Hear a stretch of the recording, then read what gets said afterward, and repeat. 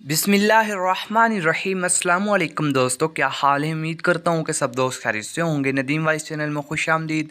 सबसे पहले तो जो लोग मेरे चैनल पर न्यू हैं मैं उनसे रिक्वेस्ट करता हूँ कि वो मेरे चैनल को सब्सक्राइब कर लें। वीडियो अच्छी लगे तो लाइक ज़रूर कीजिएगा, शुक्रिया।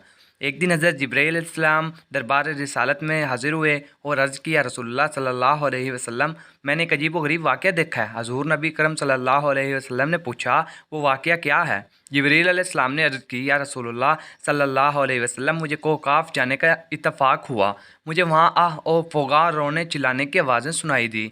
जिधर से आवाज़ें आ रही थी मैं उधर गया तो मुझे एक फ़रिश्ता दिखाई दिया जिसको मैंने इससे पहले आसमान पर देखा, जो कि इस वक्त बड़े एज़ाज़ व कराम से रहता था। वो एक नूरानी तख्त पर बैठा रहता। 70,000 फरिश्ते इसके गिर्द सफ़ बस्ता खड़े रहते।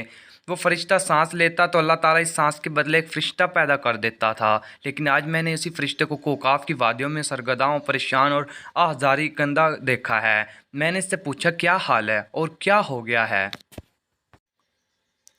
उसने बताया, मेराज की रात जब मैं अपने नूरानी तख्त पर बैठा था, मेरे करीब से अल्लाह ताला के हबीब नबी अकरम सल्लल्लाहु अलैहि वसल्लम गुज़रे तो मैंने हज़ूर नबी करीम सल्लल्लाहु अलैहि वसल्लम की तंजीम व तकरीम की परवाह ना की।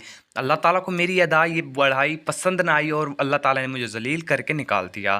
फिर इसने कहा है, जिब्रील अलैहिस्सलाम, अल्लाह के दरबार में मेरी सिफारिश कर दो कि अल्लाह ताला इस गलती को माफ़ फरमाए और मुझे बहाल कर दें। या रसूलुल्लाह सल्लल्लाहु अलैहि वसल्लम, मैंने अल्लाह ताला के दरबार में बेनियाज में नहायत आजिज़ी के साथ माफ़ी की दरख्वास्त की।